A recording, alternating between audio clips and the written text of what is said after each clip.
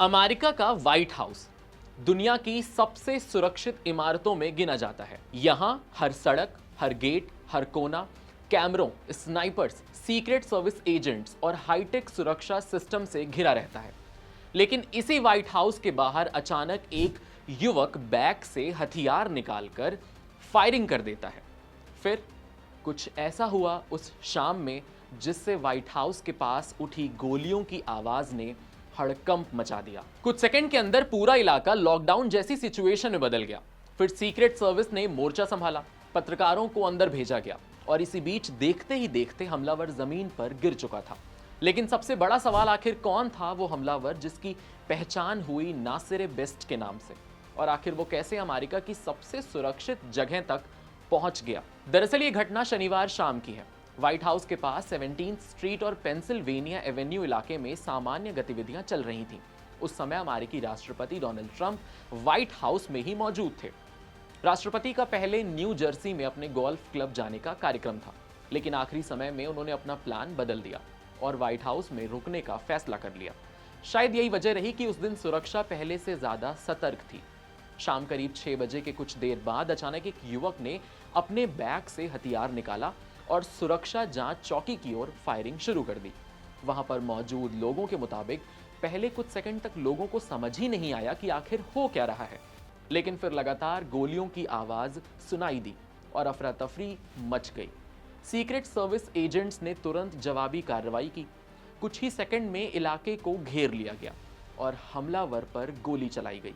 Agency के मुताबिक संदिग्ध गंभीर रूप से घायल हुआ और बाद में अस्पताल में उसकी मौत हो गई। इस गोलीबारी में एक राहगीर भी घायल हुआ। हालांकि जांच एजेंसियां अभी तक ये साफ नहीं कर पाई हैं कि उसे गोली हमलावर की तरफ से लगी या जवाबी फायरिंग के दौरान।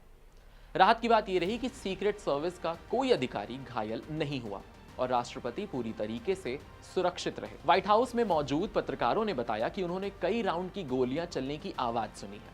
इसके तुरंत बाद सुरक्षा अधिकारियों ने मीडिया कर्मियों को प्रेस ब्रीफिंग रूम में अंदर जाने के निर्देश दिए।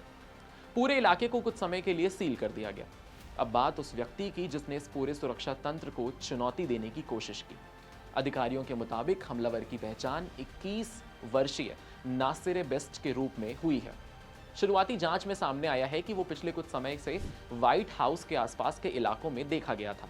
जांच एजेंसियां ये पता लगाने की कोशिश कर रही हैं कि क्या नासिर पहले से इलाके की रेकी कर रहा था।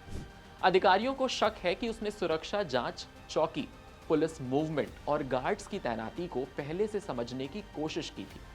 सीसीटीवी फुटेज और मोबाइल लोकेशन डेटा की जांच की जा रही है। अमेरिकी मीडिया रिपोर्ट्स के मुताबिक नासिर पहले भी व्हाइट हाउस के आसपास संदिग्ध गतिविधियों में देखा गया था। हालांकि अभी तक ये साफ नहीं हुआ है कि उसने पहले कभी सुरक्षा घेरा तोड़ने का प्रयास किया या अंदर घुसने की कोशिश की थी या नहीं, लेकिन जांच एजेंसियां उसके पुराने रिकॉर्ड और सोशल मीडिया के सभी एक्टिविटीज को खंगाल रही हैं। FBI और सीक्रेट सर्विस अब ये जानने में जुटे हैं कि उसका मकसद क्या था। क्या वो सिर्फ सुरक्षा बलों को निशाना बनाना चाहता था? क्या उसका लक्ष्य सीधे राष्ट्रपति थे या फिर वो किसी मानसिक तनाव या कट्टर विचारधारा से प्रभावित था? FBI के निदेशक काश पटेल ने कहा कि एजेंसी के अधिकारी मौके पर मौजूद हैं और हर एंगल से उसकी जांच कर रहे हैं। जांच का एक बड़ा पहलू यह भी है कि हाल के महीनों में ट्रंप के आसपास सुरक्षा घटनाएं लगातार बढ़ी हैं। पिछले एक महीने में यह तीसरी बड़ी घटना बताई जा रही है। इससे पहले भी ट्रंप के गोल्फ क्लब और सार्वजनिक कार्यक्रमों के आसपास संदिग्ध गतिविधियां सामने आ चुकी हैं। बहुत सारे एनालिस्ट का मानना है कि अमेरिका में राजनीतिक ध्रुवीकरण और हथियारों तक आसान पहुंच ऐसे खतरों को और ज्यादा बढ़ा रही है। वहीं दूसरी तरफ सोशल मीडिया पर बढ़ती नफरत, कट्टर विचारधाराएं और मानसिक तनाव से जूझ रहे युवाओं का हिंसक होना सुरक्षा एजेंसियों के लिए बड़ी चुनौती बन चुका है। अब सबसे बड़ा सवाल यही है कि क्या नासिर अकेला था या उसके पीछे कोई बड़ा नेटवर्क था? क्या उसने हमला अचानक किया या उसकी तैयारी पहले से चल रही थी? इन सवालों के जवाब अभी आने बाकी हैं, लेकिन इतना साफ है कि व्हाइट हाउस के बाहर हुई इस गोलीबारी ने अमेरिका की सुरक्षा एजेंसियों को फिर से एक बार अलर्ट मोड पर लाकर खड़ा कर दिया है। अमेरिका का राष्ट्रपति दुनिया का सबसे ताकतवर नेता माना जाता है। उसके पास ऐसी सुरक्षा होती है जिसमें secret services, snipers, bullet proof कारें, नो फ्लाई जोन और हाईटेक निगरानी शामिल होती है। लेकिन इसके बावजूद अमेरिकी राष्ट्रपतियों पर हमलों का इतिहास काफी पुराना है। अमेरिका के कई राष्ट्रपति हमलों का शिकार हुए हैं। अब्राहम लिंकन की हत्या थिएटर में गोली मारकर की गई थी। जॉन एफ कैनेडी की खुले रोड शो के दौरान हत्या कर दी गई थी। रोनाल्ड रेगन पर भी 1981 में गोली चलाई गई थी, जिसमें वो घायल हो गए थे। अब इसी लिस्ट में सबसे ज्यादा चर्चा अगर किसी नाम की हो रही है तो वो है डोनाल्ड ट्रंप। पिछले कुछ वर्षों में ट्रंप पर कई बड़े हमले हुए, कई बार हमले हुए, हत्या की कोशिशें हुई और सुरक्षा में सेंध के मामले सामने आए। सवाल यही है कि आखिर इतनी अभेद सुरक्षा के बावजूद डोनाल्ड ट्रंप बार बार निशाने पर क्यों आते हैं। विशेषज्ञ मानते हैं कि इसके पीछे कई वजहें हैं। ट्रंप अमेरिका के सबसे विवादित और ध्रुवीकरण करने वाले नेताओं में गिने जाते हैं, जैसा कि वहां के एनालिस्ट बताते हैं। उनके समर्थक उन्हें मजबूत राष्ट्रवादी नेता मानते हैं, लेकिन विरोधी उनकी नीतियों को लेकर बेहद आक्रामक रहते हैं। सोशल मीडिया हो, चुनावी माहौल हो, राजनीतिक ध्रुवीकरण और हथियारों तक आसान पहुंच, यही चीजें इस वक्त खतरे को और बढ़ा रही हैं। इतना ही नहीं, अमेरिकी राष्ट्रपति लगातार सार्वजनिक कार्यक्रमों, रैलियों, रोड शो और गोल्फ कोर्स जैसी खुली जगहों पर जाते हैं। ऐसे में सुरक्षा के 1000 इंतजाम होने के बावजूद भी जीरो रिस्क संभव नहीं हो पाता। अब समझते हैं ट्रंप पर हुए प्रमुख हमलों और सुरक्षा घटनाओं की इस पूरी टाइमलाइन को। आपको लाइन बाय लाइन बताते हैं कि कब कब अभी हालिया में ट्रंप के ऊपर ऐसे संदिग्ध और खतरनाक हमले हुए हैं। सबसे बड़ा हमला ट्रंप पर हुआ जुलाई 2024 में।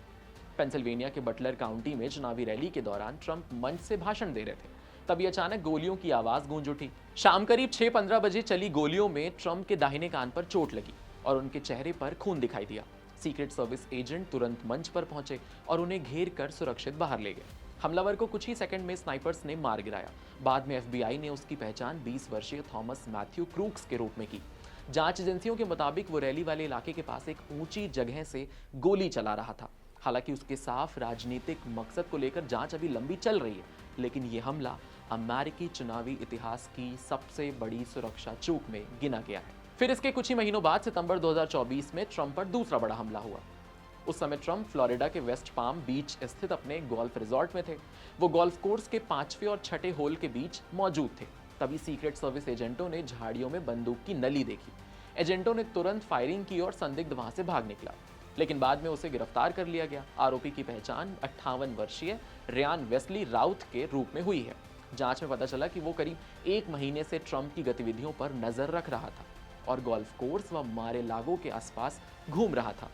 इस घटना ने यह दिखाया कि ट्रंप के निजी कार्यक्रम और गोल्फ कोर्स जैसे खुले इलाकों में सुरक्षा चुनौती कितनी बड़ी होती है। अब बात करते हैं सितंबर 2025 में, जब ट्रंप के ऊपर एक और चौंकाने वाली घटना यानी हमले हुए।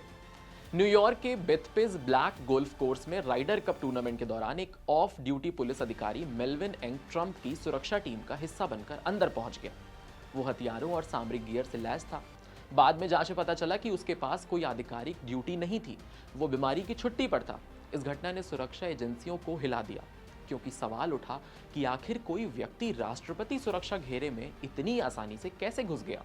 मामले की जांच के बाद अधिकारी को निलंबित कर दिया गया था।